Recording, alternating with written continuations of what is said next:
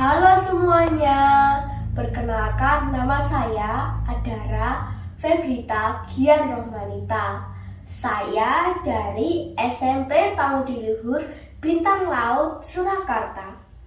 Kali ini saya akan bercerita tentang kisah yang berjudul Pan-Qasim dan Ular. Pan-Qasim dan Men-Qasim hidup sangat miskin di sebuah gubuk tua. Mereka setiap hari harus bekerja keras. Pan-Qasim mencari kayu bakar di dalam hutan setiap hari. Walaupun mereka sudah bekerja keras setiap hari, tetapi mereka tetap saja miskin. Suatu hari, Pan-Qasim sedang mencari kayu bakar di dalam hutan. Tetapi tiba-tiba ada suara teriakan minta tolong dalam hutan. Tolong! Tolong!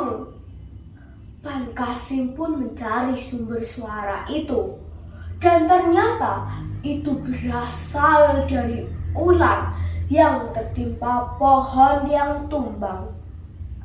Pan-Qasim bergegas menolong ular itu dengan membelah beberapa bagian itu menggunakan kapak yang dibawanya.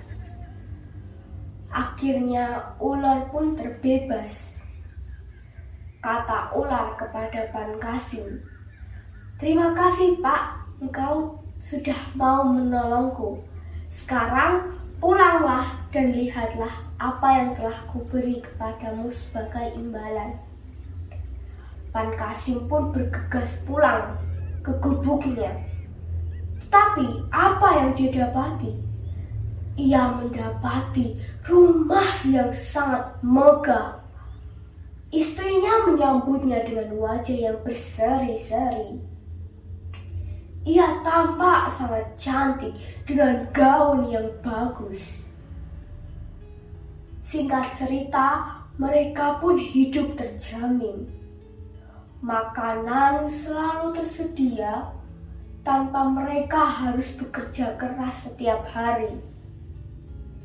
Tetapi manusia tidak pernah puas.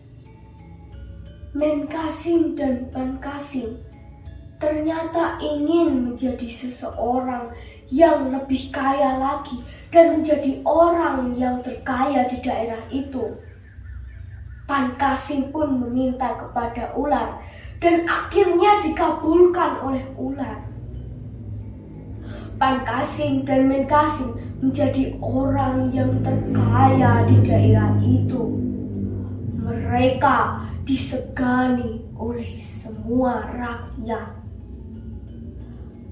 Karena itu, raja sering mengundang Pan-Qasim dan Men-Qasim untuk makan bersama.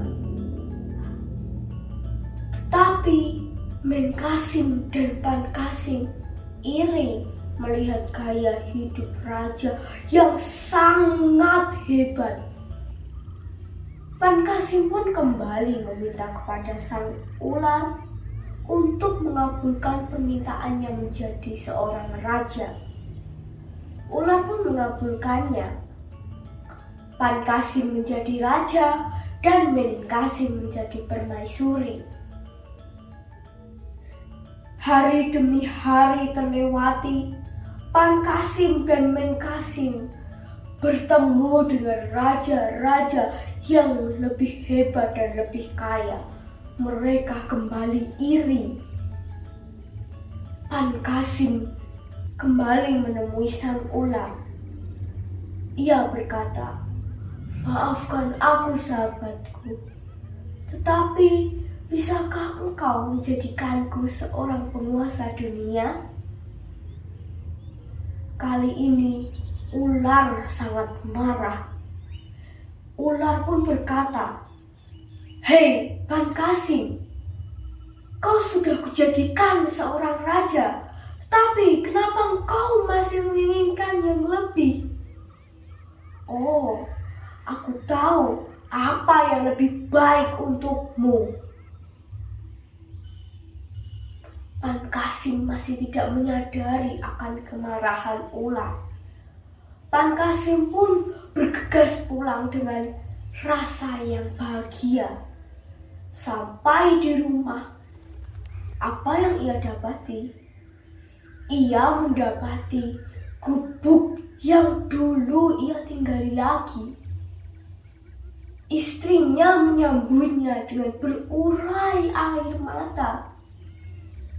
Tidak ada lagi barang emas, tidak ada lagi kekayaan.